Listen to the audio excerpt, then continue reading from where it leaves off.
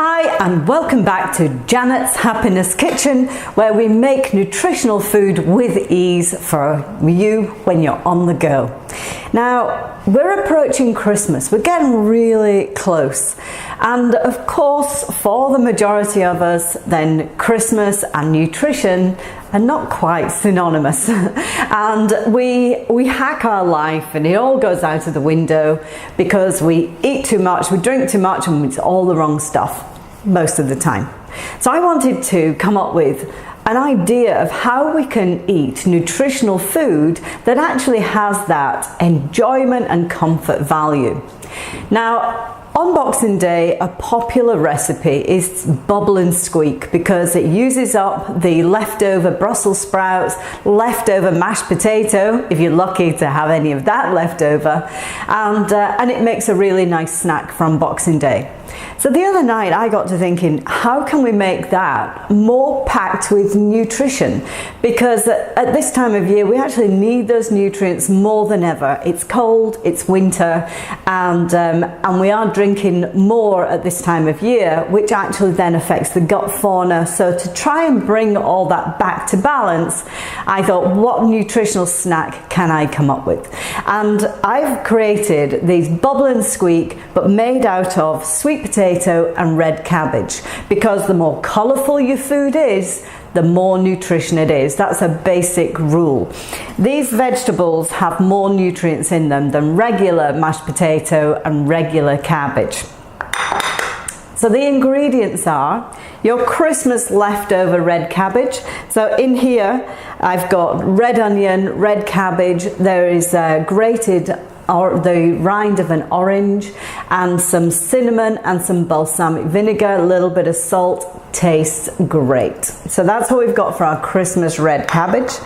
And then some sweet potato, which I've peeled. I've cut into fairly small pieces because that will reduce the amount of time on the hob, which is good for the environment, and it reduces my time. It means I can go and do something else too. So in here there's probably a couple of small to medium mashed sweet potato for that amount of cabbage. So it all depends on how much you've got left over. And also we've got some garlic. Again, this time of year, get as much garlic as you can. So there are 2 fairly big cloves here, and some chili just to give it that nice little oomph when you eat it. So it doesn't take very long. First thing we're going to do is put these into a pan of boiling water, and then we get on and cook the rest while these are boiling. Okay, I've got the potatoes boiling in there. I put the lid on because that saves the fuel on the hob as well. They'll boil up more quickly. And whilst those are starting to cook, I've just got some olive oil in the frying pan, and I'm going to gently cook the garlic and the chili. And I want to do these on a slow heat because I want the garlic and the chili to infuse the oil, really. I don't want to overcook those. So let's just stir them around. There we go.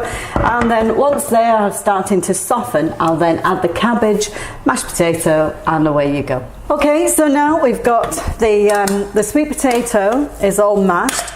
I haven't added any butter or anything like that because, well, first of all, it doesn't really need it. Sweet potato is quite a moist potato, and you know, reduces calories and the fat content when you can.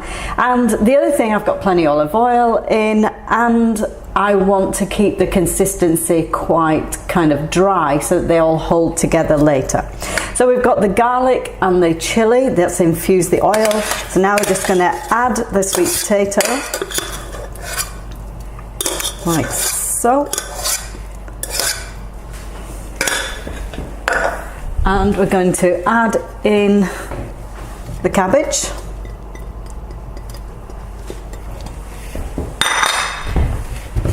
And then cook those just on a low heat so that all the flavours can cook together, and that will warm the cabbage as well. So you just mix all of that in, so that the cabbage and the sweet potato, the cabbage then gets mixed in between the sweet potato. Okay, there we have all the mixture is now mixed in. So all that's lovely, all that flavour is delicious.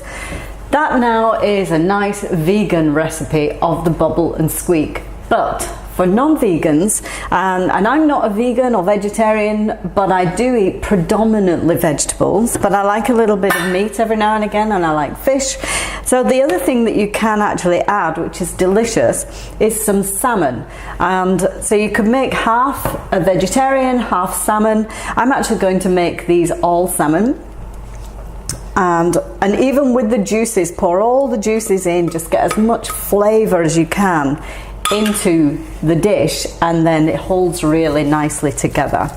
The other thing that you could do is, if you've got some leftover bacon, that when you're cooking the garlic and the chili, you could just put some tiny bits of bacon in there as well. Again, that infuses that oil, makes it delicious, and then add the mashed potato and the sweet potato and the cabbage in with that. But like I say, I'm going to be making salmon ones. This is for my Boxing Day. They're also brilliant to freeze. So you can pop them in the freezer and then come back to them. They're not something that you need to bake particularly on the day. Now on a flour, I've floured the surface of my worktop. So if you've got a nice worktop, just shake some flour on. If you don't want to use regular flour, you could easily use buckwheat or rice flour, something like that. That's fine. Then I'm going to sprinkle the top as well, because I'm then going to cook them back in the frying pan. And what will happen is that the flour will help to seal the ingredients together, because we're making them like a sealed unit. We want the outside to be crunchy. Can always add a bit more. Oh, it's like Christmas already. The other thing you could do, you could even just roll them in this flour, because there's a lot of flour, and just, as you see, just make sure they've got quite a bit of flour, a good flour coating. Okay, so now I'm going to, I've got some oil heating in my pan, and I'm going to be taking those over to the pan. Okay, that fat is quite hot now. What we want to do is put them in a hot fat so that they get nice and crunchy on the outside. I did add a little extra flour because it's the flour that is going to hold it all together. So we just pop those into the frying pan. And it's made quite a lot actually. So, they do taste delicious. So you just have to get them in the freezer pretty quickly before the family come along and eat them all up. Okay, so give them a little move around in the pan so that you know that they're not sticking to the bottom. And then, give it a couple of minutes on either side, because you want them to go nice and brown. And we'll turn the first one over and take a look at that. Okay, they're coming, needs a few more minutes. Okay, and there we have them. Absolutely delicious, healthy, Christmassy bubble and squeak. Of course, you can have them any time of year, but they do. I did make them the other day and they tasted fantastic. So let's just see if these taste fantastic too. Don't forget the flour, it makes it nice and crunchy on the outside. They do freeze really well. So, I'm gonna get these into my freezer once they've cooled down, and then I've got something ready for Boxing Day, or I've got things in my freezer for lunches for myself when I go off traveling. I can just defrost them, I can add them to a salad, and I can put them into my cool bag that's in my handbag, and I can take healthy food with me so that I'm not having to eat what's available on the go, which is really important. Okay, let's give them a taste.